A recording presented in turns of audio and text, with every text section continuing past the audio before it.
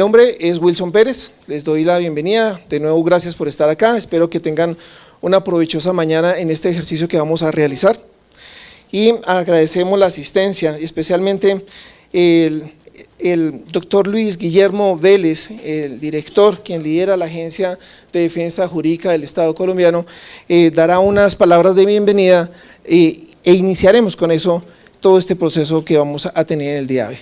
Doctor Vélez. Bueno, muy buenos días a todos ustedes en la mañana de hoy, en esta séptima parada de la Ruta del Conocimiento. Hemos ya tenido la oportunidad de estar en por lo menos una de ellas, que fue muy exitosa, hace tal vez un par de meses, en la Universidad de Santo Tomás. Me gustaría darle un agradecimiento muy especial a todos los miembros de la Facultad de Derecho de la Universidad de La Sabana, a su señor decano, por ayudarnos y ser nuestros socios, nuestros partners en este esfuerzo de la comunidad jurídica del conocimiento. Creo que ha sido muy fructífero este programa. La gente, digamos, siente que hay una generación de valor, un aporte muy importante en conocimiento, como ya veremos, fundamental dentro de nuestra estrategia de defensa jurídica, y eso pues obviamente impacta de manera directa e inmediata en lo que hacen todos los días. Tenemos hoy defensores del Estado de diferente, digamos, fuente, de diferente proveniencia, de diferentes entidades de la rama ejecutiva, también de la Procuraduría, de la Contraloría, y muchas veces, no sé si específicamente en esta, también nos acompañan amigos y amigas de la Fiscalía. Esto es una labor del Estado. Esta es la Agencia Nacional de Defensa Jurídica del Estado y no pues del gobierno. Entonces hay que entender esto como algo que trasciende simplemente la rama ejecutiva y es pues mucho más que simplemente el tema gubernamental. Dentro de nuestra comunidad tenemos ya un número muy importante de inscritos, 1.500. El universo es un poco mayor que eso, entonces pues invitarlos nuevamente a que sean muy activos en esta comunidad jurídica del conocimiento, que inviten a sus pares, a sus colegas, a sus compañeros de trabajo, para que también formen parte de esta comunidad tan importante, para que compartan conocimiento. Entre más personas estén en la comunidad, pues la comunidad es más poderosa. Es como ustedes se le podrán imaginar una red social especializada. Entonces, pues obviamente creo que es importante que tengamos un número importante de personas interactuando. La agencia ha desarrollado como la fórmula de la defensa efectiva del Estado. No sé, Camilo, si tenemos aquí la manera de proyectar la fórmula. Es una fórmula compuesta y la vamos a hacer pública ya dentro de poco. Es una fórmula compuesta por 3 variables y por un elemento que potencia las 3 variables.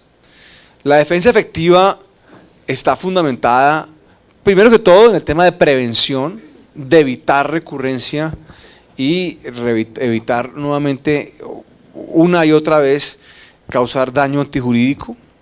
Entonces prevención es muy importante, pero además de prevención hay que explorar la posibilidad de activar mecanismos alternativos de solución de controversias, la solución amistosa. Entonces prevención más solución amistosa, que puede ser formal dentro de, digamos, un proceso, o puede ser informal como ocurre todos los días. Es el segundo elemento. Y el tercer elemento es la gestión efectiva de la defensa, o sea, sabernos defender. Entonces tenemos prevención más la solución amistosa más la gestión efectiva de la defensa.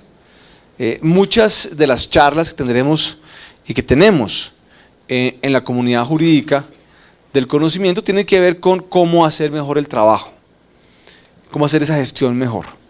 Pero esas tres variables que sumadas son la clave, el corazón de la defensa efectiva, deben ser potenciadas por la gestión del conocimiento. O sea, esto es un proceso de mejora continua, es un proceso de conocimiento reiterado y continuo, donde entre más tengamos conocimiento, entre más apliquemos la fórmula, pues tendremos un mayor resultado. Y de hecho, lo estamos teniendo. Los índices de éxito en la litigiosidad estatal vienen aumentando, afortunadamente. Infortunadamente, viene aumentando también la litigiosidad en contra del Estado. Hay una epidemia de demandas en contra del Estado muy lamentable, pero por lo menos podemos decir que nuestra tasa de éxito se ha mejorado sustantivamente. En el ejercicio de la mañana de hoy vamos a romper un poco un paradigma. Normalmente hasta ahora se habían tenido conferencias, algunas magistrales, otras eran talleres, otras eran tal vez paneles, donde se debatían diferentes temas. Pero hoy vamos a hacer una cosa un poco diferente. Hoy vamos a hacer lo que originalmente se empezó describiendo como una especie como de hackathon. Aquí no veo muchos millennials, pero yo les cuento más o menos, yo tampoco sabía que era un hackathon, pero es un esfuerzo colectivo para resolver un problema. Y aquí tenemos un problema complejo. Ustedes, varios, si no todos, ya recibieron un caso. Es un caso que tiene muchos elementos de la vida real. Ocurre cotidianamente, digamos, en Colombia. Si bien no todo lo que está ahí al mismo tiempo, muchos elementos son cotidianos, algunos de ustedes los identificarán. Tiene aspectos nacionales, tiene aspectos internacionales, tiene una gran complejidad, y la idea es que trabajemos en este caso en los talleres para encontrar soluciones. Como todos estos ejercicios, el caso es complejo porque tiene elementos importantes y elementos que no son tan importantes, pero además no existe una solución, no hay como la solución, no está como esta es la forma de hacerlo. Precisamente lo que acaba ocurriendo en los problemas complejos siempre es que hay diferentes formas de abordar el problema donde se enfatizan algunos beneficios y se minimizan algunos costos, pero esos costos y beneficios dependen efectivamente de la visión con la cual se aborde el problema, de las necesidades con las cuales se aborda el problema, del resultado que se quiere final. Entonces creo que hay que entenderlo de esa manera. Aquí no hay como una solución, no hay una fórmula, aquí no hay una verdad, para ponerlo de esa manera. No me gusta como la palabra ni me gusta como el término, pero simplemente dejar como abierto el escenario para que se piensen soluciones de una manera muy creativa. Creo que va a ser un ejercicio bastante divertido, que tendrá varias etapas que se las van a comentar ahora, y sin duda alguna creo que todos vamos a aprender del mismo. Nuevamente, gracias a la Universidad de La Sabana, a todos ustedes por estar aquí en la mañana de hoy, a todos los funcionarios de la Agencia Nacional de Defensa Jurídica del Estado que han trabajado tan duro en hacer este evento posible, en hacer el caso, en hacerlo interesante para ustedes. Muchos están con ustedes en la mañana de hoy, ¿van a participar o no? Como capitanes de algunos de los grupos, y bueno, va a ser de verdad muy interesante todo este ejercicio. Muchas gracias y bueno, manos a la obra. Muchas gracias, doctor Luis Guillermo Vélez. Bien, en el día de hoy vamos a realizar la séptima parada de la ruta del conocimiento jurídico, y se ha denominado Desafío 2017. En este desafío pues vamos a tener una serie de lineamientos. Esta es la agenda sobre la cual estamos trabajando el día de hoy, y a continuación va a dar unas palabras el doctor Juan Fernando Córdoba Marantes, es el decano de la Facultad de Derecho de Ciencias y Ciencias Políticas de la Universidad de La Sabana, para introducir esta divertida actividad que vamos a hacer. Doctor, siga. Buenos días, muchas gracias por acompañarnos hoy, doctor Luis Guillermo Vélez, en general todos los representantes de la Agencia Nacional de Defensa Jurídica del Estado, profesores y asistentes en general. Pues para nosotros es un placer tenerlos hoy en esta parada de la ruta del conocimiento jurídico y de defensa jurídica del Estado. Y en ese sentido, pues ya como lo mencionaba el doctor Vélez, como aparece también en la agenda y como lo han venido preparando ustedes hasta este momento, pues lo fundamental hoy es la metodología, la forma como se va a desarrollar el ejercicio. Nos agradó mucho que pudiera hacerse de esta manera porque precisamente es muy cercano a lo que hemos venido desarrollando en nuestra facultad, también como un aporte a la sociedad. Entendemos que el derecho y el conocimiento jurídico, la defensa jurídica, no se aprenden únicamente con unos conocimientos, con una teoría, sino que definitivamente, y ustedes lo saben mejor que yo, es preciso lograr aterrizar esa teoría a los problemas prácticos, a los problemas que nos corresponde resolver en el día a día. De ahí que el método del caso sea especialmente útil en un ejercicio como estos, precisamente porque nos permite identificar a partir de un caso que usualmente hipotético, pero basado en hechos reales, determinar una serie de problemáticas que nos corresponderá, como lo hacemos en este caso, pero después en la práctica, resolver, buscar cuáles son, identificar primero que todo esos problemas jurídicos, porque definitivamente para que yo encuentre las soluciones, seguramente el punto fundamental de la metodología es el poder identificar cuáles son esos problemas, cuáles son esas cuestiones de fondo que deben ser resueltas. A veces pecamos en la resolución de los casos que tenemos entre manos precisamente porque no sabemos cuál es el problema. Intentamos resolver el problema que no es. Y por eso en la metodología se centra tanto en esa formación del criterio jurídico que nos permita resolver el problema.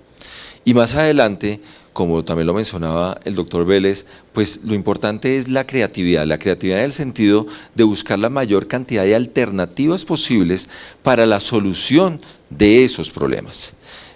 A veces cuando se estudia el derecho, lo estudiamos de una manera guiada, de una manera que simplemente buscamos, mire, este es el problema o este es el artículo posible y esto es lo que han planteado para solucionarlo. Y se nos cercena un poco esa posibilidad de proponer soluciones creativas. Y es quizás la mayor ganancia con este ejercicio, poder explorar toda la cantidad plausible de soluciones, de alternativas de solución en un caso como el que nos corresponde estudiar hoy. Pero finalmente llegar a una solución, porque puede ser que sean muy creativas, pero al final no sean muy útiles. Entonces necesitamos ir verificando cuál es la posibilidad de éxito, cuál es la legitimidad además de esas soluciones.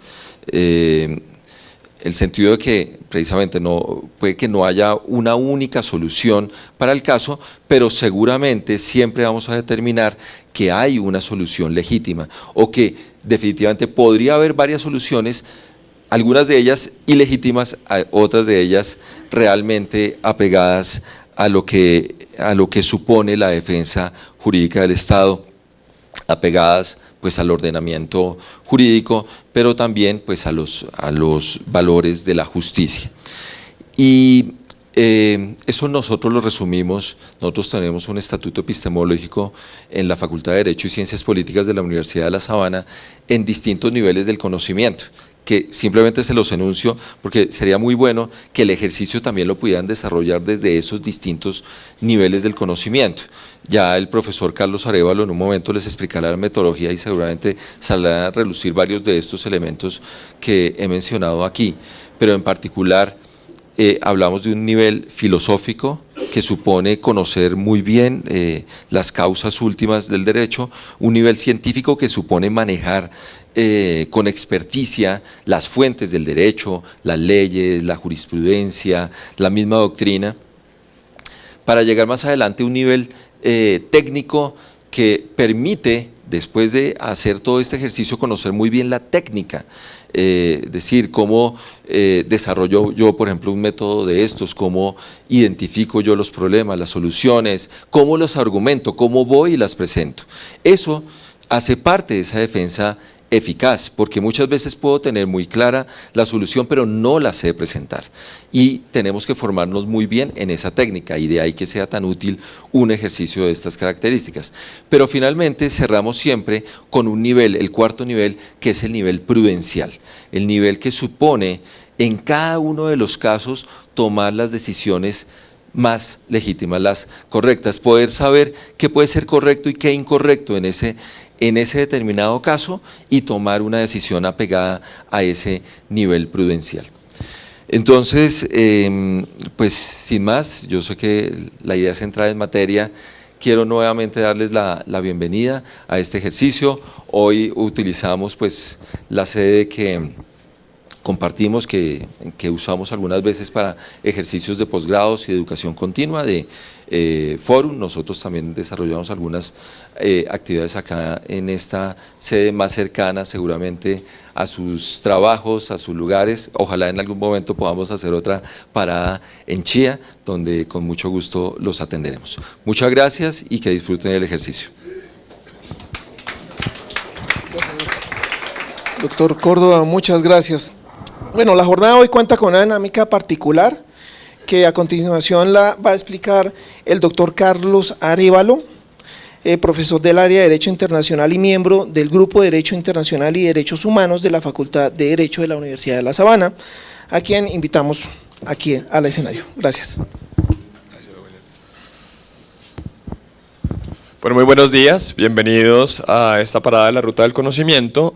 La idea de esta primera parte es simplemente hacer una corta introducción sobre la metodología. Vamos a hablar de lo que es la metodología del caso, qué consisten, cuáles son los pormenores, qué es lo que buscamos con este ejercicio, algunos tips de cuál puede ser la estrategia argumentativa que ustedes, digamos, se espera utilicen en el análisis que hacen del caso, y empezamos ya con el trabajo individual, después el trabajo grupal y el trabajo de plenaria. Entonces, hablar de la metodología del caso implica hablar un poquitico de su historia.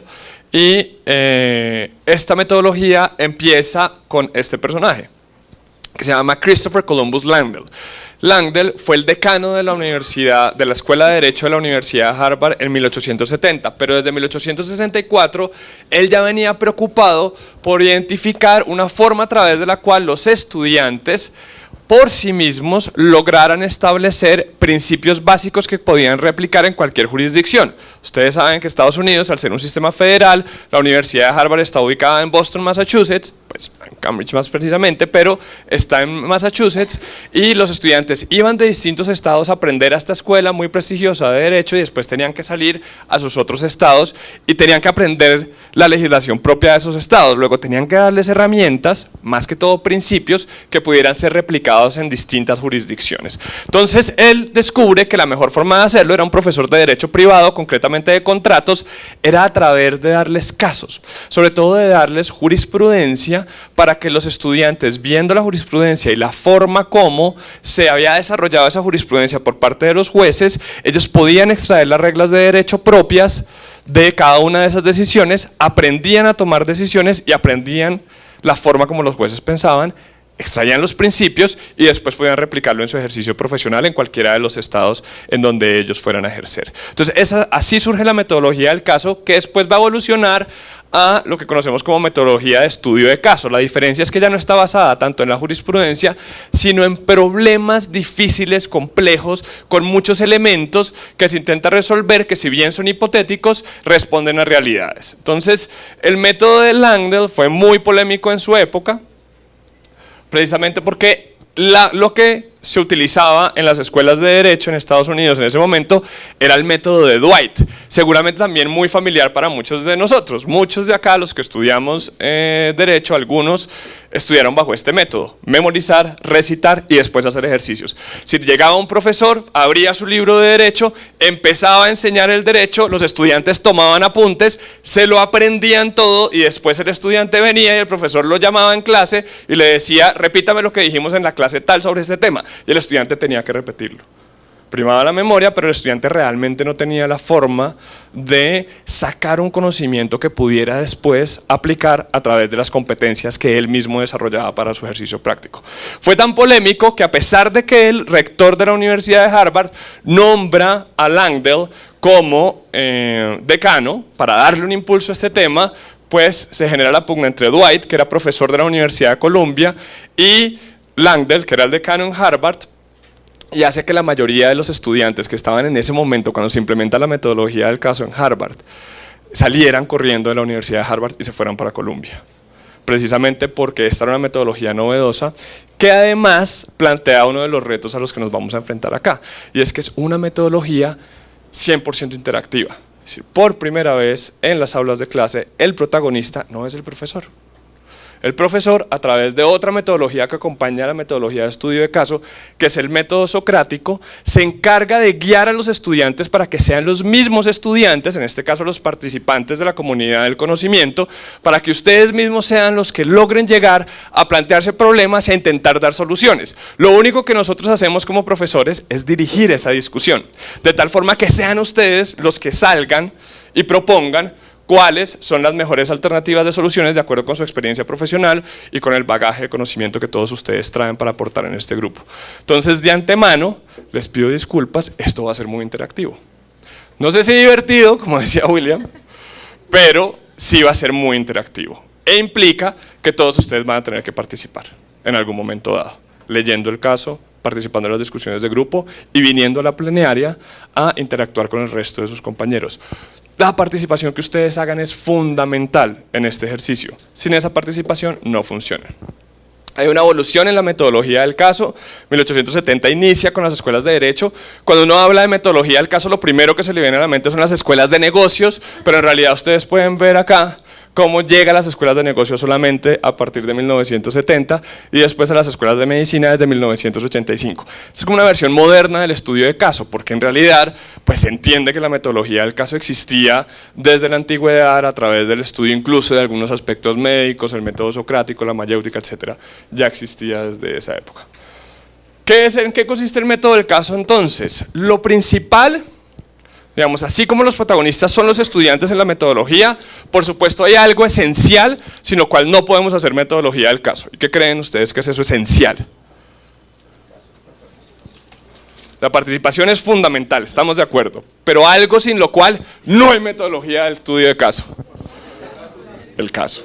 Entonces lo primero es que tiene que existir un caso, y ustedes ya tienen un caso que se llama el caso de Rampil-Sas, Colombo-Rampil-Sas, que es un caso complejo que plantea varias situaciones en torno a comunidades indígenas, derecho de la propiedad sobre los territorios de las comunidades indígenas, inversionistas extranjeros, Corte Constitucional interviene, etcétera, etcétera, etcétera. Entonces ya ustedes tendremos más oportunidades de hacerlo.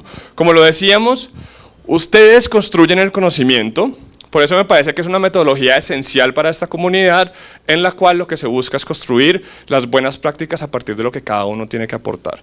En esto es fundamental que, como ustedes son los protagonistas que van a construir el conocimiento analizando o realizando el análisis de este caso, cada uno se sienta empoderado para poder aportar, pero entienda que no tiene que defender ninguna posición. Es decir, si en el caso hay una entidad y de esa entidad ustedes hacen parte, tranquilos, no se trata de que entren a defender el rol que tuvo la entidad en el caso. Acá ustedes son absolutamente inmunes de todo eso. No sabemos cuál es su entidad, no nos preocupamos por eso. Lo que nos interesa es ese conocimiento que seguramente usted, por hacer parte de esa entidad, tiene y le puede aportar el caso. Si es que en un momento dado determinamos que alguien dentro de esa entidad cometió algún error. No pasa nada, ustedes lo pueden decir tranquilamente. Entonces es muy importante que nadie vaya a entrar a ponerse a la defensiva, a pensar, no, pero es que la entidad no actuó mal. Tranquilos, vamos a analizarlo entre todos. ¿Estamos claros con ese punto? Bien.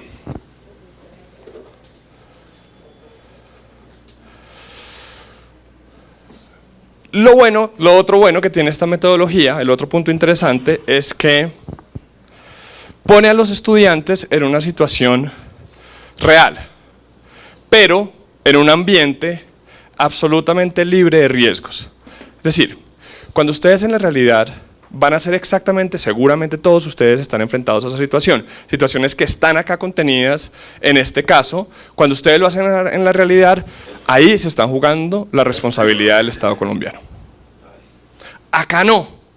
Acá tienen ustedes la tranquilidad de en un ambiente sano poder decir con toda la libertad lo que ustedes creen que es la mejor solución y en que entre todos lleguemos a acuerdos sobre cómo podemos articular las distintas visiones para que finalmente la defensa jurídica del Estado esté cimentada sobre esa articulación de los distintos sectores de las entidades estatales. Ese es nuestro objetivo. Si lo que queremos que ustedes identifiquen hoy, más que problemas jurídicos que los puedan llevar a desarrollar un conocimiento propio del saber jurídico, lo que queremos es que identifiquen esos problemas en donde vemos que faltó esa articulación, para que ustedes que están interesados en esa articulación puedan plantear cuál sería la mejor solución. Entonces les pongo un ejemplo. Se sientan a negociar unas entidades del Estado y no llaman a otras que podrían tener un rol esencial en esa negociación. ¿Por qué no? ¿Qué pasó? ¿Valdría la pena haberlas llamado? ¿Saben ustedes a quién pueden acudir? Desde sus entidades, desde cada una de sus experiencias. Entonces, ese es el tipo de problemas que queremos que identifiquen. Lo más importante, la conclusión más importante a la que tenemos que llegar hoy, el objetivo de este ejercicio, es que entendamos que la defensa internacional del Estado colombiano, como bien lo decía el director en la presentación, es de todo el Estado. Involucra a todos los sectores, a todas las entidades que conforman ese Estado. Y por eso debe ser una defensa integral, pero sobre todo articulada. Ese es el objetivo de nuestro ejercicio hoy. Eso es lo que queremos discutir a través de este caso. ¿Cómo lo vamos a lograr? ¿Cuál es la metodología que vamos a usar? 3 fases. Primero, un trabajo individual. Muchos de ustedes ya traen ese trabajo individual en su maleta porque vinieron, recibieron el caso hace aproximadamente 3 semanas o 15 días y ya tuvieron la oportunidad de estudiarlo con unas fuentes que acompañan el caso que debe servirles a ustedes como guía para desarrollar cada uno de los problemas que ustedes identifican ahí. Entonces lo primero es ese trabajo individual. Ese trabajo individual, de todas formas, vamos a tener un espacio acá de 25 minutos para que cada uno tenga la oportunidad, si ya lo hizo, de repasar cuáles son esos hechos relevantes, cuáles son esos problemas jurídicos, ya les voy a identificar los elementos, y si no lo ha hecho, si es la primera vez que se aproxima al caso, tranquilos. No pasa nada, sabemos que ustedes son personas muy ocupadas y les agradecemos un montón que hayan hecho parte de esta parada. Entonces ahí van a tener 25 minutos para leer el caso, aproximarlo, solos, ustedes con ustedes mismos, nadie más. Identifiquen los problemas, rayen el caso, subrayenlo. ¿Qué ley ustedes conocen que puede servir para resolver eso? ¿Qué experiencia ustedes han tenido relacionada con este caso que les pueda servir para plantear una posible solución frente a ese caso? Ese es el primer punto. Después de ese tiempo, entonces nos vamos a dividir en grupos, en equipos de trabajo que tienen nombres de filósofos. Cada uno tiene que identificar en qué grupo está. Están divididos de manera estratégica para que cada uno tenga la posibilidad de aportar su conocimiento específico. Entonces cada uno debe identificar dónde está, a qué grupo pertenece y dónde está, en cuál de los 2 salones está. Y ahí vamos a trabajar un tiempo en equipo. ¿Qué es importante de ese trabajo en equipo? Que ustedes discutan qué fue lo que encontraron en el caso y que tengan la oportunidad de cotejarlo con lo que sus compañeros de equipo también encontraron. ¿Listo? Y finalmente vamos a llegar a una discusión plenaria acá. Otra vez volvemos y ahí ya cada uno de ustedes, ya no importa, no hay representantes de grupo, no es que cada uno podrá hacer referencia en mi grupo, dijimos tal cosa, no hay ningún problema, pero cada uno vuelve a hacer un aporte individual en la discusión. Y es ahí donde va a ser muy interactivo donde cada uno de ustedes, y con el perdón voy a decir, bueno, dime tú, dígame usted qué opina, cuál es esta, cuál puede ser una solución, cuál fue un problema jurídico, etcétera. ¿Qué es lo que vamos a hacer concretamente? Esto es lo que yo quiero, o lo que queremos con esta metodología, que cada uno se concentre en identificar en su trabajo individual. Primero, que se lea el caso con mucho cuidado, con mucha atención. Después, que establezca cuáles son los hechos relevantes dentro de ese caso. Los casos tienen hechos empíricos, tienen hechos relevantes, es decir, cosas que generan una consecuencia jurídica y cosas que no.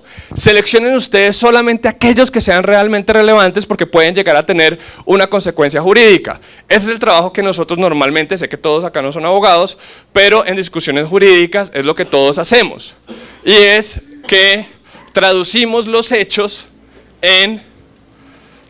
que vemos en la realidad en situaciones jurídicas, en hechos que tienen una relevancia jurídica. Entonces yo siempre le pongo a mis estudiantes el caso de la persona que se resbala.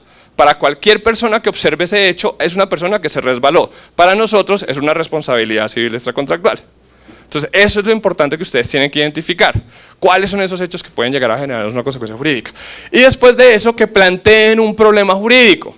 ¿Cuáles son derivados de esos hechos específicos que tienen relevancia jurídica los problemas que nosotros logramos establecer? Siempre formulados en forma de pregunta y siempre con dos elementos esenciales: un aspecto jurídico considerado, que es una constante, el derecho, y un elemento fáctico que me ayuda a determinar el alcance de ese problema en específico. Y finalmente, propongan cuáles son las soluciones. ¿Vamos claros hasta acá? ¿Sí?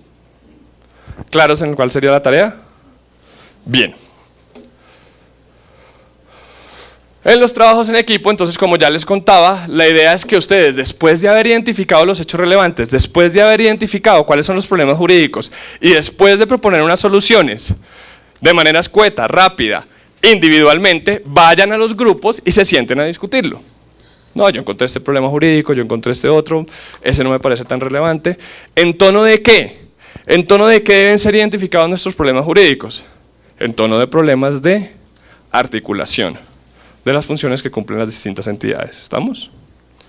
Entonces, los principales problemas, hay muchos problemas en el caso, pero los principales problemas son aquellos en donde faltó o no se hizo de forma adecuada o podría haberse hecho mejor el proceso de articulación entre las distintas entidades del Estado. ¿Por qué? Porque eso es lo que afecta la defensa jurídica del Estado a nivel internacional, esas faltas de articulación. Entonces ahí va a estar el principal problema. La metodología es simplemente muy concreta, una metodología que les sugerimos que utilicen para el análisis de este caso, que es la metodología de CRAC, cuestión, regla, análisis o conclusión. Entonces lo primero es que ustedes identifican cuál es ese problema, ya a la hora de proponer soluciones, identifican cuál es ese problema jurídico presente en el caso, identifican cuáles son las normas que ustedes conocen, producto de las fuentes anexas al caso que se les enviaron, o de las que ustedes conocen, que estoy seguro son mucho más ricas por su ejercicio profesional que las que les mandamos al caso. Entonces ustedes proponen, no, de acuerdo con tal artículo se puede mirar esto, de acuerdo con esta sentencia de la Corte Interamericana esto podría ser relevante, de acuerdo con este pronunciamiento de la Corte Constitucional se puede tener en cuenta esto. Lo miran y ahí establecen cuál es el contenido normativo de esa norma que podría ser relevante para el caso, y en la siguiente fase lo aplican al caso concreto. Entonces, se dice que la consulta previa debe tener estas condiciones. En el caso concreto, ¿se cumplió o no se cumplió con estas condiciones? Si ese es uno de los problemas que ustedes identifican que está ahí presente en el caso. Y finalmente concluyen. ¿Cuál es la respuesta a su problema jurídico? Como está planteado en forma de pregunta, debe ser la respuesta a ese problema. ¿Dudas frente a la metodología argumentativa para la presentación de soluciones? ¿Es clara? ¿Sí? Para todos. Muy divertido, como dijo Wilson, perdón. Algunos elementos de lo que les contaba hace un momento, el problema jurídico, simplemente quiero detenerme un minuto en eso.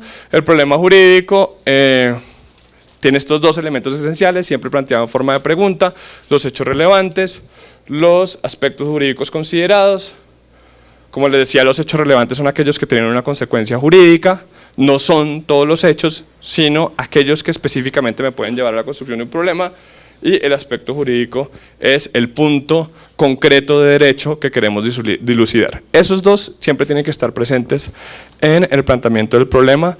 Como lo decía el decano en su presentación, el problema jurídico tal vez es lo más importante. ¿Por qué? Porque si el problema jurídico se plantea mal, el resto del desarrollo argumentativo está mal. Es realmente lo que diferencia a los abogados que tienen olfato de no. Seguramente cuando ustedes, los que han tenido la oportunidad ya de leer el caso, apenas lo leyeron dijeron, uy, pero es que acá, pero es que acá otra cosa, pero además hay otro elemento. Entonces eso es producto del olfato jurídico que por su ejercicio profesional seguramente todos ustedes ya han desarrollado. ¿Qué llegamos entonces aquí a hacer en la plenaria? Planteamos cuáles son los hechos relevantes, planteamos cuáles son los problemas jurídicos y nos sentamos a discutir sobre las posibles soluciones que hay. Al final yo les muestro algunas cositas sobre lo que ha dicho el derecho internacional, la Corte Constitucional, etcétera, etcétera, sobre este tema específico, pero por supuesto, les repito, lo más importante es la discusión que podamos tener nosotros acá. ¿Clara la metodología? Bueno, entonces empezamos con el ejercicio. Nos veremos en los grupos de cada uno individualmente por ahí si tienen alguna pregunta sobre el caso y sí que nos veremos en el ejercicio que hagamos durante la sesión plenaria.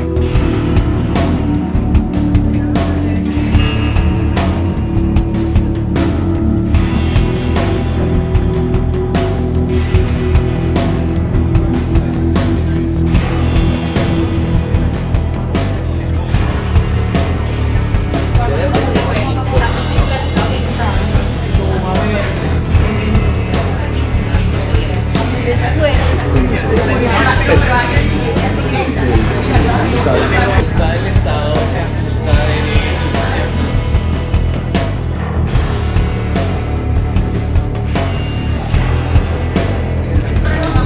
Porque en el tema de comunidad.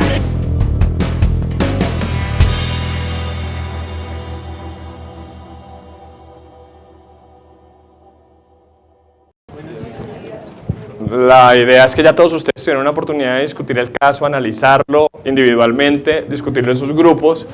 Así que, si les parece, arranquemos a la construcción de los hechos relevantes. En esto es muy importante, en la metodología, que respetemos cada uno de los pasos. Entonces, vamos primero a construir los hechos relevantes, vamos después a construir los problemas jurídicos y después vamos a discutir sobre cuáles son las posibles soluciones a esos problemas jurídicos. ¿Estamos? Entonces, hechos que ustedes consideren relevantes, pero para eso quiero que me digan quiénes son los actores principales de este caso. En principio sería solamente la sociedad inversora y el Estado receptor. Ok, entonces Rampil Inc. ¿Quién más? ¿Qué otro protagonista está ahí en el caso? Dime. La sociedad, que en este caso sería... la sociedad civil, dices Civil, tú. correcto. Las comunidades indígenas. Indígenas y ¿Todas las campesinas. comunidades indígenas y campesinas serían protagonistas No, o las unas que específicas? están en ese momento ¿Cuáles? vinculadas en el sector. ¿Cuáles? La campesina y la guará. Entonces, la comunidad de la parcialidad Guará y la comunidad campesina. Listo. ¿Quién más? Dame solo los protagonistas. Listo. Corte Constitucional. ¿Solo la Corte?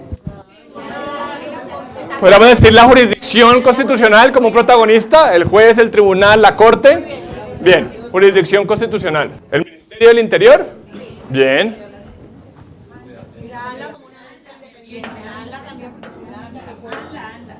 Dentro del Mininterior,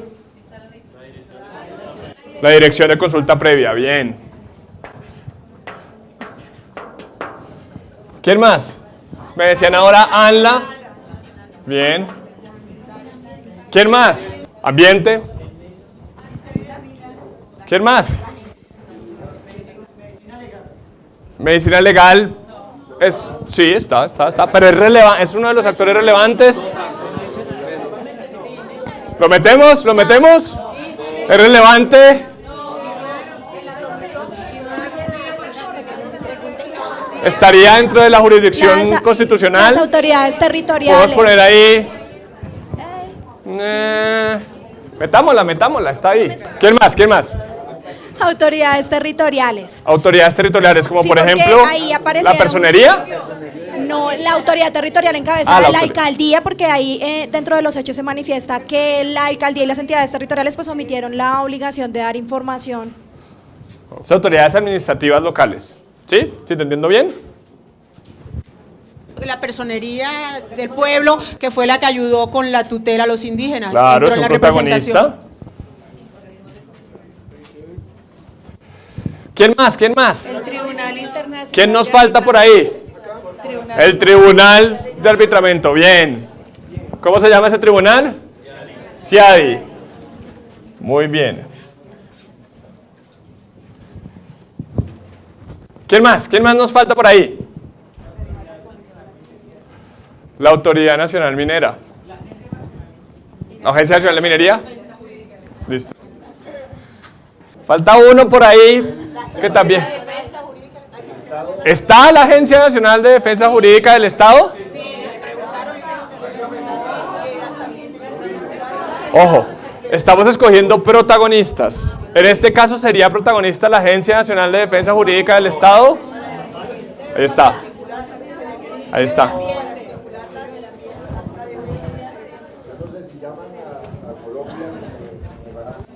Finalmente, al final del camino se va a resolver entre el tratado ese de comercio, el tratado Bilateral de inversión. bilateral de inversión, SPAL y Colombia. ¿Y SPAL está ahí? No lo hemos puesto ahí.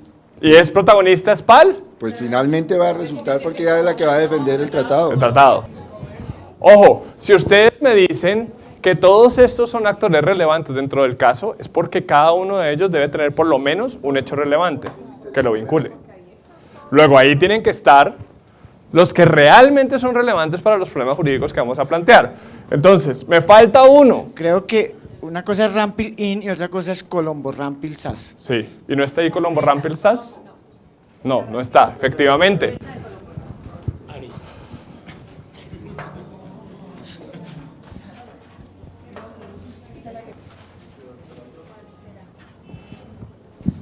¿Cuál nos falta?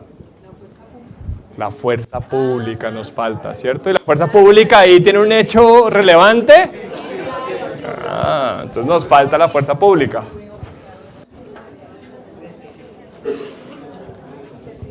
¿Se nos queda alguno por fuera? Como pueden ver, es un caso muy sencillo entre dos partes. ¿Sí? ¿Están todos? ¿Alguien? ¿Ya está? La CAR, pero está mencionada en los hechos del caso. Hay una manteada de la CAR. Bueno, metámosla.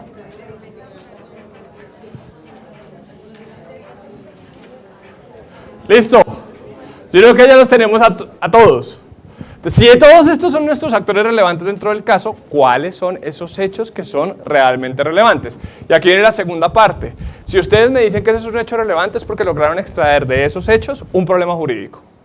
¿Ok? Entonces, ¿cuáles son esos hechos relevantes que ustedes o que a ustedes les permitió, donde son todos estos protagonistas, que a ustedes les permitió establecer que hay un problema jurídico? Solo los hechos, no me digan todavía el problema. Entonces, ¿con cuál arrancaríamos? ¿Cuál sería ese primer hecho? El tratado bilateral de estados entre SPAL y Colombia, la casa matriz del caso se encuentra en SPAL y es miembro del G8. Ese es un hecho. Se parte desde ese tratado, que hay un tratado. ¿Cuál sería el hecho relevante ahí? ¿Es relevante que sea parte del G8, sea parte del OCDE, el tratado bilateral entre los dos? La existencia del tratado como tal. Listo, existe un tratado bilateral de inversión. ¿Cuál es el objeto de ese tratado bilateral de inversión? ¿Cuál es la razón de ser?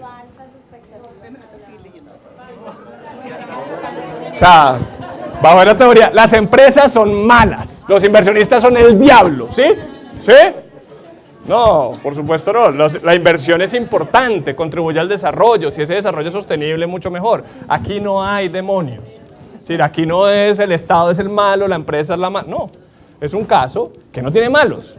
Hay una serie de hechos, algunos errores, algunos problemas, algunas cosas que tienen dos versiones, pero ciertamente una cosa que es importante es que ustedes miren este caso sin querer satanizar a alguien, porque la tendencia inicial, dependiendo del, ¿no?, lo que uno traiga en la maleta, entonces uno mira, dependiendo, hay unos, los inversionistas van a decir, no, es que el Estado está pintado, es la Corte Constitucional. Entonces, si lo mira la sociedad civil, entonces van a decir, ay, la Corte Constitucional, definitivamente es lo máximo, o sea, los Avengers, ¿no? Si lo mira entonces desde el lado del Estado, no, es que el inversionista, ahí está pintado el inversionista, es que los inversionistas siempre quieren hacer lo que... No, despójense de todo eso, esos prejuicios que ustedes puedan traer a la hora de mirar el caso y mírenlo, ojalá, desde todas las perspectivas. Si usted trabaja para el Estado, piense que, ¿cómo analizaría este caso o esa situación un inversionista? Si usted trabaja para los inversionistas, piense cómo lo miraría desde el Estado. Todos mírenlo desde la sociedad civil, etcétera, etcétera. O sea, no se vayan, intenten ser muy objetivos y a veces para ser objetivos tienen que verlo desde los distintos puntos de vista, ¿no? Entonces, un tratado bilateral de inversión es un tratado que se firma entre estados e inversionistas. No, ¿entre quiénes? Entre dos estados. Y en este caso se firma entre SPAL y Colombia. Muy bien. Y lo que busca es... Son tratados para la protección de los inversionistas. ¿De los inversionistas de SPAL? Y de Colombia. Para los proteccionistas de los dos. Entonces nos interesan que esas normas existan para que protejan a nuestros inversionistas y a cambio nosotros protegemos los de ellos. ¿Estamos? Listo. Entonces, primer hecho importante, tenemos un TBI entre SPAL y Colombia. Perfecto. ¿Qué más hay ahí? El segundo hecho que puede relevante es el contrato de concesión minera incluyendo su licencia ambiental. Ese sería el siguiente hecho relevante. Para mí es hecho relevante la constitución de la compañía en Colombia, Colombo-Rap. La intención de invertir de la compañía Rampil en Colombia. Entonces hay un tratado bilateral de inversión, pero después ¿qué pasa? Colombia hace una promoción. ¿Eso es muy común o no? Esas rondas de negocios con distintos inversionistas, listo. Se hace esas rondas y ahí hay una empresa que está interesada. ¿Cuál es esa empresa? Rampil Inc. Rampil Inc. ¿Ellos qué quieren? Invertir en Colombia. Parece que tienen la intención de invertir en Colombia. ¿Y qué hacen para invertir en Colombia? No, contrata una firma de... Hacer un estudio. Contrata ¿Un una estudio firma para de qué? abogados para que revise la regulación interna respecto a... Jurídicamente concesiones. eso que ellos están haciendo ahí, ¿cómo se denominaría? ¿Cómo? ¿Un qué? ¿Cómo se llama eso? ¿Estudio previo? No, eso jurídicamente tiene un nombre. Debida diligencia, muy bien. Entonces ahí viene como todo ese proceso de debida diligencia, de mirar cómo está la inversión, contratan unos abogados, todo un proceso de debida diligencia. ¿Estamos? ¿Sí? ¿Ese sería el siguiente hecho? ¿Quién hace ese proceso de debida diligencia? ¿Pero para quién?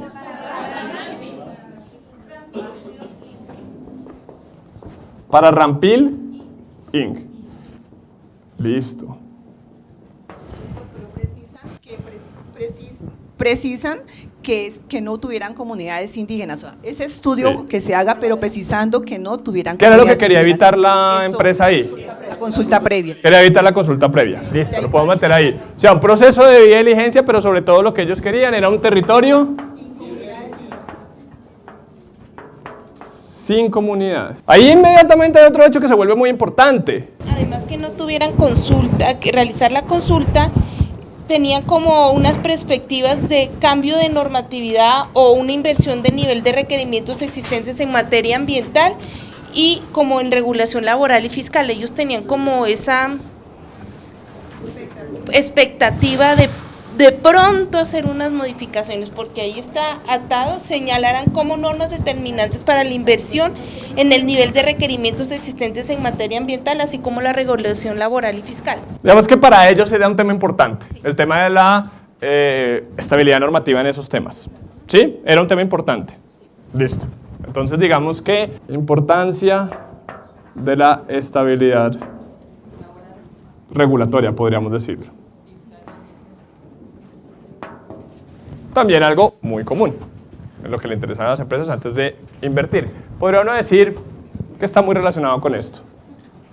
Y finalmente, ¿qué pasa? ¿Ellos deciden invertir, sí o no? ¿Sí deciden invertir? Ok. Es una buena oportunidad. Colombia siempre va a ser una muy buena oportunidad de negocio. Y entonces, listo. Entonces, constituyen una empresa en Colombia, Colombo-Rampil SAS. Entonces, esto se llama Colombia. ¿Colombia o Colombo? Colombo Rampil SAS. ¿Colombo o Colombia? Colombo. Colombo. ¿Qué sigue? El siguiente hecho relevante. ¿Ellos quieren? ¿Ellos buscan? Listo, perfecto. ¿Qué sigue como hecho relevante? Se les otorga la concesión, ¿cierto? Se les da título minero. También es importante. 30 años. 30 años. ¿Y qué tienen que hacer ellos para obtener esa concesión? Entonces solicitan una certificación del Ministerio. ¿Para qué es la certificación del Ministerio del Interior? Listo. ¿Ese es otro hecho relevante? Ok. ¿Y qué dice la certificación?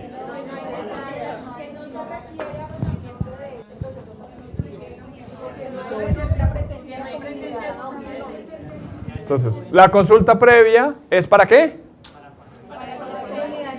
¿Y qué dice entonces ese certificado?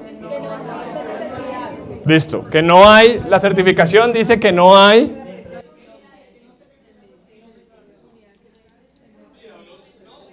kilómetros por un lado, 1 kilómetro por el otro, no hay comunidades. ¿No hay comunidades en dónde? Alejandro. El área de influencia no abarca el lugar. Entonces, dice que la comunidad étnica más cercana al área del proyecto, el área de influencia del proyecto, está a 1 kilómetro. ¿Listo? Entonces, no hay necesidad de hacer la consulta porque en el área de influencia del proyecto no existe una comunidad. ¿Sí? ¿Podemos decirlo así, Alejandro? ¿Sí? Pero la consulta previa de las comunidades es a las comunidades étnicas, que son los que se deben proteger por la Constitución Nacional. ¿Qué pusimos ahí? Comunidades étnico-diferenciadas, sí, podría decir uno. Que no hay. Entonces dice ellos están a 1,5 kilómetros, no hay necesidad de hacer consulta previa a esas comunidades. Sí. ¿Estamos de acuerdo todos en ese hecho? ¿Sí? Eso. Aquí falta algo. Falta algo, dime. Aquí no tuvieron en cuenta la comunidad civil, o sea, a las personas fuera de la etnia, a las personas las tuvieron en cuenta. Exacto. Entremos a discutir el caso. Entonces, ¿ahí se habla de campesinos? No. Entonces, en el hecho del caso lo único que se dice es no hay comunidades étnico diferenciadas. Entonces, no hay necesidad de hacer consulta previa. ¿Sí? Listo, ¿qué más? La socialización del proyecto. ¿Cómo se da esa reunión? Rápidamente. Vamos a ponerlo como un hecho y ustedes ya lo tienen en su cabeza, no lo podemos escribir todo acá. Algunos campesinos, pero ciertamente eran personas que salieron diciendo no tenemos muy claro cómo va a afectarnos este proyecto, etcétera, etcétera. ¿Claro es el tema de la socialización? Veo otro punto relevante antes y es que Colombo Rampil, a pesar de no tener claridad de los campesinos o las personas que se ubicaban ahí, ni su ubicación, decidió continuar adelante con los estudios, básicamente ignorando esa Rampil como que no tenía muy claro en ese proceso de socialización si ahí estaban todos los que tenían que estar. Es un hecho relevante. Es un hecho relevante y sin embargo siguieron adelante. ¿Es claro ese hecho para todos? Listo. Perfecto. ¿Qué otro hecho es relevante ahí? Antes de eso, el estudio de impacto ambiental. Bien, ¿qué pasa con ese estudio de impacto ambiental? Habían riesgos ambientales en la zona y que no era necesario el manejo de disposición de residuos tóxicos. Ok. ¿Exclusivamente es una evaluación de impacto ambiental? No, es social. De acuerdo con ¿Y la que hacen ellos? Al parecer solamente lo manejaron al tema ambiental. Como impacto ambiental. Ok. ¿Eso es un hecho relevante? Sí. Es un hecho relevante, ¿no? Sí, Después muy va a relevante. cobrar factura el que solo haya sido enfocado en aspectos ambientales. ¿Sí? ¿Estamos claros? Bien, ¿qué sigue?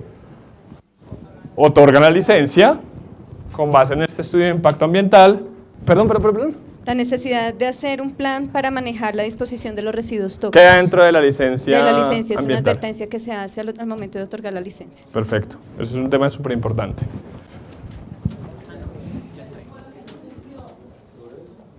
¿Pero eso está cuando otorgan la licencia? O sea, eso hace parte de la licencia, porque digamos que si con base en esa información es que se entrega la licencia. Sí, efectivamente eso está ahí. Sí, lo que dice el estudio de impacto ambiental, de hecho es la misma empresa la que dice, mire, Aquí no hay mayores problemas ambientales, lo único es que tengo que hacer un plan de manejo de desechos tóxicos. Listo. ¿Quién otorga la licencia? ¿Los dos muchachos? Confirma, sello, foto. ANLA, listo. Entonces, hecho relevante, ¿la otorgan quiénes? ANLA, ¿cierto? Es la entidad. No importa si fueron dos expertos con 100 años de experiencia, no importa si son de 25 años recién graduaditos, lo que importa es que la entrega.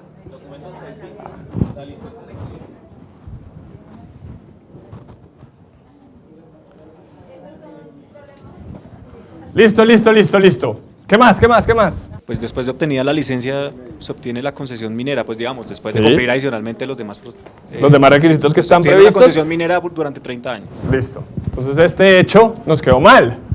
Es Entonces, primero está la bien. concesión minera y después la licencia. La concesión minera lo que ¿Es hace para exploración es que, o para explotación? lo que hace la licencia ambiental es una condición para que lleguen a explotar, pero Ok. la licencia, la concesión minera lo que hace es Darle el título condicionar. para que pueda, por ejemplo, explorar. Sí. Siguiente hecho. ¿De quiénes? Quejas de la comunidad. ¿Y por qué se queja la comunidad?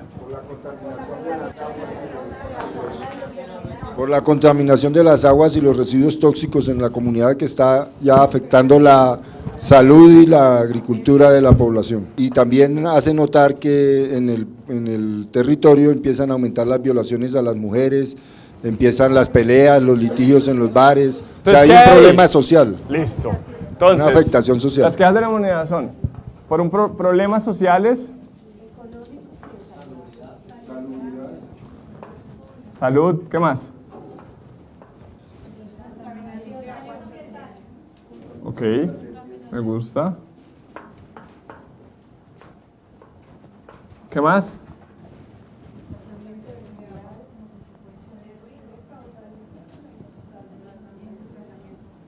Listo. Siguiente hecho. Las protestas. ¿Están ahí? ¿Quejas? Esas quejas, este es un hecho que puede ser relevante o no. Esas quejas se transforman en protestas y ¿qué pasa ahí? Listo.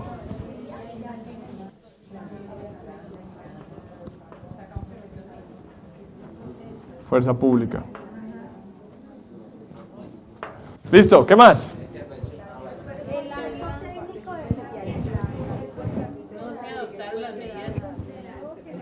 Entonces, ¿qué pasa? Producto de las quejas. ¿Qué viene primero, el pronunciamiento de ANLA o la tutela? Listo. Ok, entonces la ANLA. ¿Y qué dice la ANLA? Que hay impactos socioeconómicos desfavorables y que ¿Qué resolución es esa? Para que sea más fácil. Resolución 3090, muy bien. ¿Y qué dice entonces esa resolución?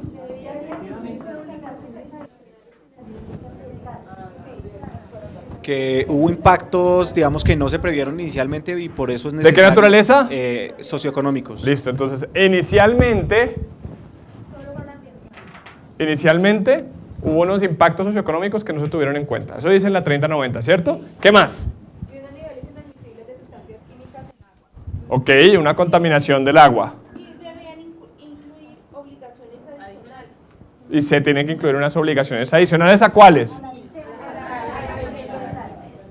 O sea que esto cambia con esto, ¿cierto? Listo.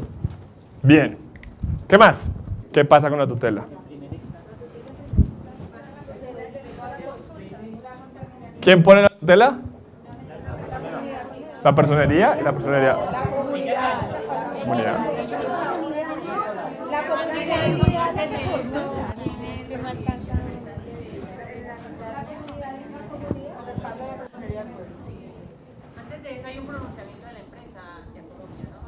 Hay un acercamiento. ¿Qué pasa? ¿Con quién se reúne la empresa? Cambio unilateral y arbitrario en las reglas de juego. Ok, ¿y a quién le dice eso la agencia? Perdón, la empresa. Al ANLA. Al ANLA. La empresa, ese hecho es importante por una razón. No tanto por los que están, sino por los que no están. Entonces, ¿qué pasa en esa reunión? ¿Quién va? Viene el inversionista, la empresa matriz, viene Rampil Inc. y se reúne con ANLA. ¿Y con quién más? Con la Agencia Nacional Minera. ¿Y qué pasa en esa reunión? Dice, oiga, me están cambiando las reglas de juego. Usted primero me había dicho esto y ahora me está diciendo esto otro, ¿cierto? Eso lo dice, objetivamente, así lo dice. Bien. Bien. ¿Ahí ustedes creen que hay como un hecho, podríamos decir, como un hecho alarma? ¿Es una alarma? ¿Es una alarma? ¿Les ha pasado? Vamos a hacer un pequeño paréntesis. ¿Algo así les ha pasado? ¿Sí? ¿Es una alarma? O sea, cuando un inversionista viene y dice, oiga, me están cambiando las reglas de juego, ustedes ahí mismo, ¿y qué hacen? ¿Nada? ¿No? ¿Llama a un amigo? ¿No es una opción? ¿No? Ahí ustedes no dicen como Agencia Nacional de Defensa, oiga, el tipo me está diciendo esto puede convertirse en algo grave. ¿Ustedes son conscientes que pueden hacer eso en sus entidades? ¿Sí? ¿Y si pueden hacer eso? ¿Sí? ¿Sí pueden hacer eso? ¿Sí? Ojo con eso. Cerrado el paréntesis. Entonces, viene la empresa, el inversionista, llamémoslo Rampil, para que no... Rampil manifiesta, digamos, que siente que le están cambiando las reglas de juego.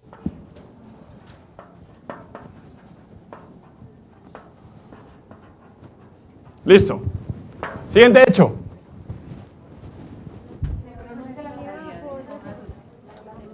Tutela. Ahora sí nos vamos con nuestra acción de tutela. ¿Y qué pasa en nuestra acción de tutela? Primera instancia, segunda instancia, revisión. ¿Qué pasa en la primera instancia? ¿Quiénes eran los accionantes? Bien, la acción de tutela la formulan los miembros de la comunidad. Perfecto. Que se sienten afectados y que sienten que sus derechos han sido vulnerados. ¿Por qué razón? Violaron porque considera que, o sea, lo que se ampara es consulta previa, medio ambiente sano y agua y salud. Eso lo decide el juez. Pero ¿qué es lo que ellos piden? Manifiestan todos los problemas socioeconómicos, manifiestan la vulneración de sus derechos. ¿Listo? Claro. La contaminación, afectaciones al derecho a la salud, manifiestan que hay afectaciones a los derechos de salud. Eso lo hace la comunidad. Perfecto. ¿Qué dice el juez de primera instancia? ¿Y ya? ¿No vincula a nadie? Porque los accionantes iban ¿contra quién? Contra la empresa. Y el juez de tutela dice, y un momento, aquí no es solo la empresa, aquí tengo que vincular a la ANLA. Listo, perfecto. Todo eso pasa en la primera instancia. Y fallan a favor de la comunidad. Segunda instancia, bueno, hay una impugnación por parte de la empresa. ¿Y qué pasa en segunda instancia? ¿Y qué dice la impugnación la empresa?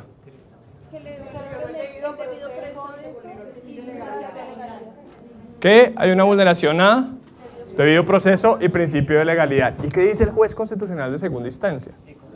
Le halla la razón. Tiene razón. A esta empresa le están violando su debido proceso, su principio de legalidad. Le da la razón, revoca la decisión del juez de primera instancia. ¿Estamos de acuerdo? El caso llega a la corte, porque todos los casos llegan a la corte. ¿Y la corte lo selecciona para revisión? Sí, perfecto. ¿Y qué decide la corte? Toma una medida cautelar. ¿Y cuál es la medida cautelar? ¿Ya antes se habían suspendido las operaciones de la empresa? Es que en primera instancia lo que hace el juez de tutela es, primero, pues consulta previa que en estricto sentido no había sido pedida. Okay. ¿Y los jueces constitucionales pueden hacer eso? Porque priman los derechos fundamentales de las comunidades. El famoso principio. Y suspende el título minero en la primera instancia. Suspende, exacto. ¿Y en la segunda instancia? Le halla, pues obviamente revoca el fallo dándole la razón a la empresa. A la empresa. Entonces se supone que ellos pudieron seguir con sus operaciones. Exacto, el título Bien. minero nunca perdió, digamos, ¿Y vigencia. qué hace la Corte apenas llega a la Corte? Medida cautelar. Medida cautelar. ¿Cierto? Pero no. ¿Falla la tutela? No. Medida cautelar. ¿Y qué ordenan esa medida cautelar? Suspende la explotación, no el título minero. Ok, no suspende el título minero, lo que suspende es las operaciones en ese proyecto de esa empresa. ¿Hasta cuándo? No sabemos. ¿Hasta qué? Hasta que se compruebe las afectaciones de los derechos. ¿Hasta que tenga qué? ¿Qué es lo que pide la Corte? Practicar pruebas. Pruebas pide la Corte, ¿cierto? Unas pruebas. ¿Qué pruebas pide la Corte? Un concepto de medicina legal que demuestre si hay relación entre las actividades empresariales y las afectaciones a la salud de los miembros de la comunidad, los accionantes. ¿Qué más? Y los estudios de vertimientos tóxicos. ¿Esa es otra prueba? También otra prueba, para saber si lo que está haciendo en la empresa es causante de las contaminaciones que está afectando la comunidad. Entonces, derecho a salud, derecho al medio ambiente o derecho al ambiente sano, dice la Corte, yo necesito esta prueba y esta prueba. Mientras tanto, suspendo como medida cautelar las operaciones. ¿Estamos? ¿Eso es lo que decide la Corte? Listo. Clarísimo entonces el proceso constitucional. ¿Y ahí qué pasa? Una vez que medicina legal alega no tener los recursos para practicar las pruebas in situ. Medicina legal dice, oiga, Corte, usted me está pidiendo que haga algo y pues yo no tengo ni la plata ni los recursos humanos para hacerlo. Y ANCLA decide no hacer ninguna gestión toda vez que no se ha cumplido con la resolución 3090. Y ANLA le dice, mire, yo ya he expedido una resolución 3090 y ellos no la han cumplido, yo no me muevo de acá hasta que ellos no cumplan con esa resolución. ¿Estamos? Y las comunidades, ¿qué están diciendo? Va a medicina legal y le dice, venga, déjeme sacar una muestra de sangre y la comunidad le dice, no quiero. Aquí no venga, ¿no? Déjenos quietos. Sí. Perfecto. ¿Cuál es el objetivo? ¿Cuál creen ustedes que puede ser el objetivo de esa reunión? ¿Quién convoca la reunión? Articular. El inversionista viene al Estado colombiano y le diga, mira, Estado colombiano, yo tengo este proceso. Articúlense. Venga, intentamos resolver las diferencias que tenemos. Listo. Y vienen y ¿qué pasa? Dice, no, tranquilo, no hay... Agencia Nacional de Defensa Jurídica, ¿para qué? Si este es un caso que está ante un tribunal de arbitramiento, ¿cierto? Entonces, no los invitan. No los invitan. Y arranca el proceso y después viene una demanda en donde Colombia plantea que existe vulneración a los derechos humanos por parte del inversionista para defenderse, en fin. No me interesa que se enfoquen en eso, que es un hecho muy complejo jurídicamente hablando y que da para unas discusiones en derecho de inversión interesantes, pero no me interesa que me enfoquen en eso. Lo que quiero que hagamos ahora, ya teniendo nuestros hechos muy claros, es que nos enfoquemos en esos problemas donde identificamos que hay fallas en la articulación. ¿Listo? Entonces enfoquémonos en esos problemas, mencionen 3 o 4 problemas que ustedes dicen, mira, que hay un problema de articulación importantísimo y ese problema de articulación, sobre él quiero que discutamos. Entonces a veces eso es lo que nos sucede, a veces hay una discrepancia también en realidades, ¿no? Alguien le dijo a la empresa, no, tranquilo, ahí no hay comunidad, no hay ningún problema, no, y resulta que hay unos campesinos que pueden verse gravemente afectados, etc. Entonces eso es lo que quiero, que vean como esos problemas de articulación, no solamente orgánica, sino también material. ¿Ok? ¿Estamos? Bien. Entonces, ¿quién se lanza? El Estado colombiano vulneró el Tratado Bilateral Internacional suscrito entre Espol y Colombia al expropiarse e incluir obligaciones adicionales a la empresa Rampil. Hay 3 problemas importantes. ¿Todos entendieron esos problemas? Primer problema, la empresa violó los derechos humanos de las comunidades. Segundo problema, es el Estado colombiano quien viola los derechos humanos de las comunidades. Tercer problema, violó el Estado colombiano sus obligaciones en materia de Tratado Bilateral de Inversión por haber expropiado. Ustedes de una vez ya dicen que hay una expropiación por haber expropiado, ¿sí? ¿Es así? Rampil actuó con debida diligencia antes de que se le fuera expedida el título minero, la licencia ambiental.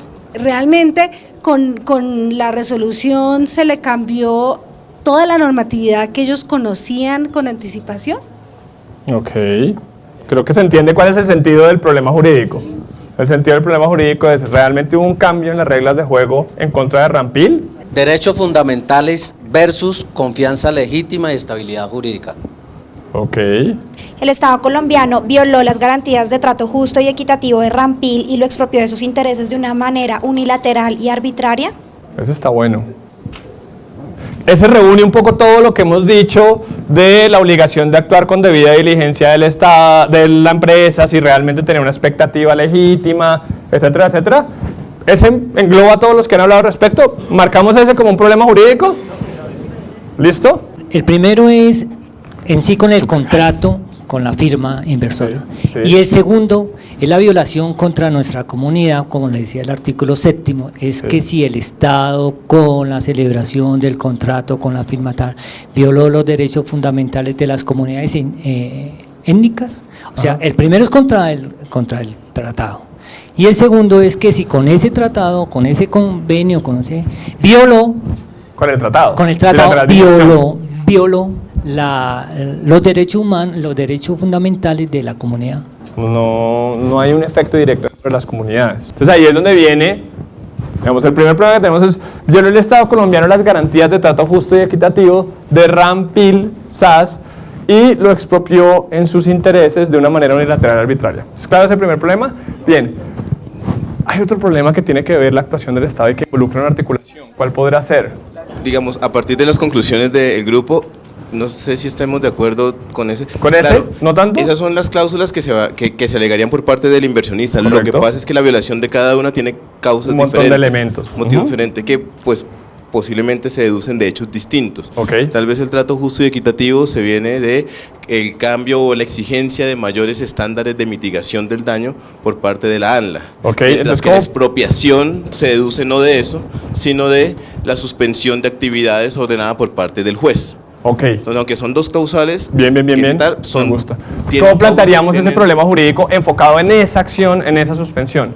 Nosotros al final, después de una votación y discusión tal, dijimos no que tenían que llegar a un acuerdo conjunto. Sí, pero creemos dos problemas jurídicos distintos. Okay. Una, si se vulnera el trato justo por la exigencia de mayores estándares en la mitigación del daño por parte de la ANLA, y dos, si se genera una expropiación indirecta por parte del Estado colombiano al decretar o al haber una medida judicial que suspenda las actividades, las operaciones de la ANLA. Listo.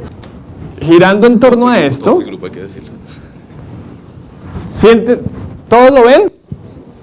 Hay como dos causas de este problema. Uno es, si se violan ese trato justo y equitativo, como consecuencia de el cambio en las medidas de ANLA. ¿Sí? Y el siguiente es si se genera por la suspensión de las operaciones como consecuencia de una medida cautelar de la Corte Constitucional, Cuya duración se extiende ya por 2 años. que es un hecho relevante.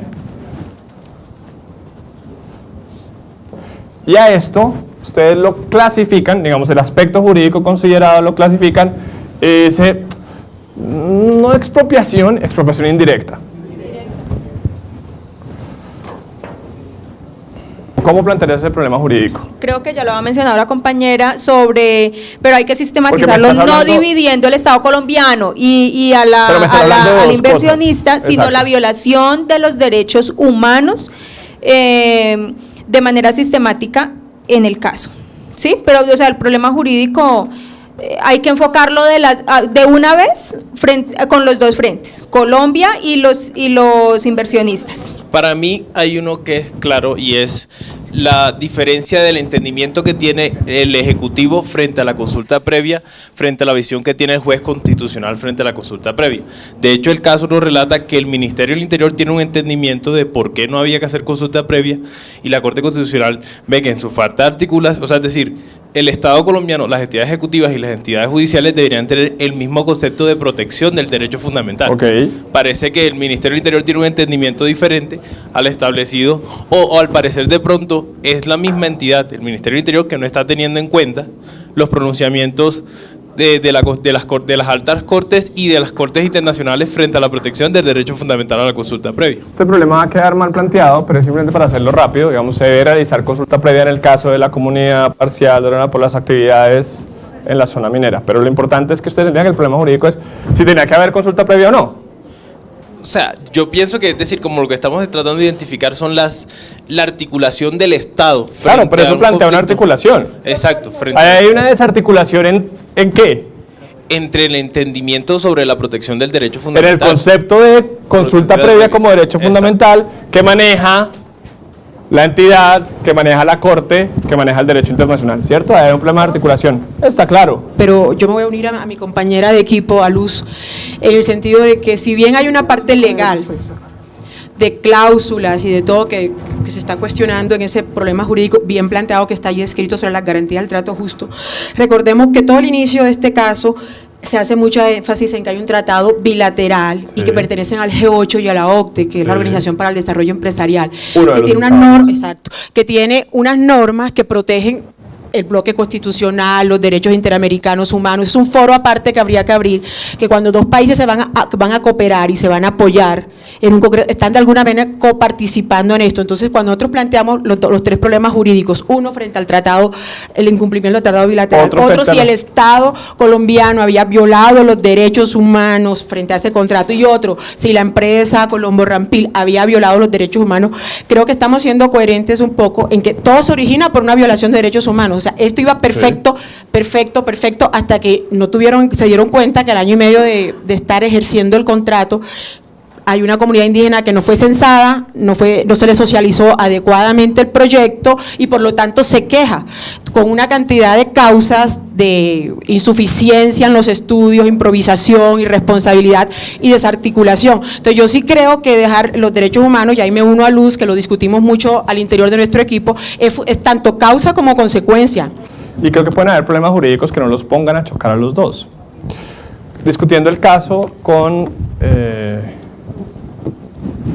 los capitanes y con expertos en el tema, nos resaltaban una cosa que les quiero dejar ya para ir acercándonos a conclusiones, y es,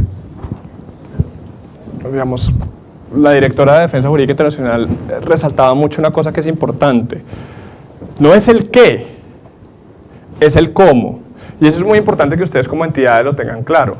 No es que Colombia no pueda tomar medidas para proteger los derechos de las comunidades, es cómo toma esas medidas. Es la forma como se toman esas medidas. Y sobre todo lo que yo tengo que lograr es garantizar los derechos humanos de mis comunidades sin afectar los derechos de los inversionistas, porque ambos me generan consecuencias negativas. Si yo genero un escenario por el cual voy a ser responsable frente al inversionista o por haber vulnerado los derechos de los inversionistas, eso me genera unas consecuencias también a nivel interno. Entonces, no tengan miedo en tener que hacer lo que tengan que hacer para salvaguardar los derechos de las comunidades, como en este caso. Pero háganlo sabiendo que también tienen que ser muy prudentes en el manejo que dan a los derechos de, por ejemplo, los inversionistas.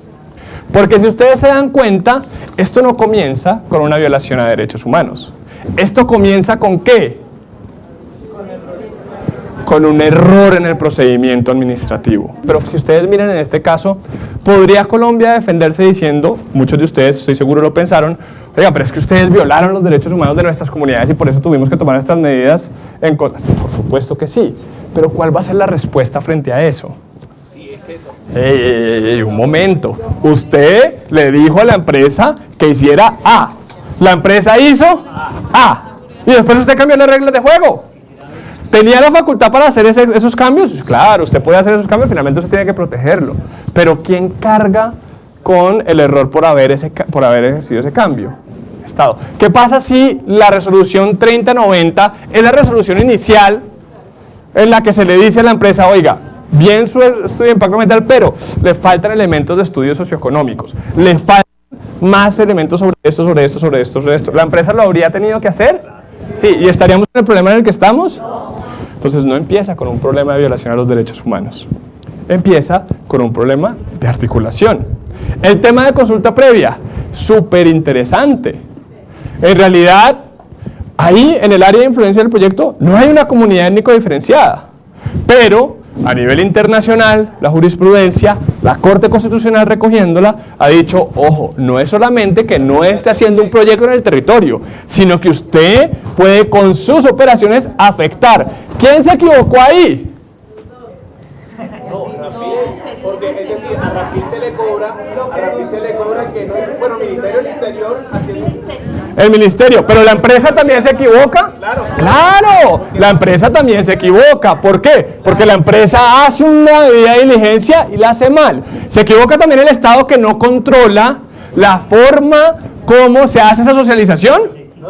Claro, también lo hace. Entonces, si ustedes se dan cuenta, aquí hay un conjunto de errores de todas las partes. Por eso yo les decía, cuando ustedes miren estos casos, que son muy similares a los casos que a ustedes les llegan en la vida real, a cada una de sus entidades, ciertamente a la Agencia de Defensa, etc., ustedes tienen que ser muy conscientes que la gran mayoría de las veces lo que hay es un conjunto de errores en comunicación, de errores en conocimiento, de errores que ustedes tienen que buscar la forma de solucionar de la manera que más proteja los intereses del Estado.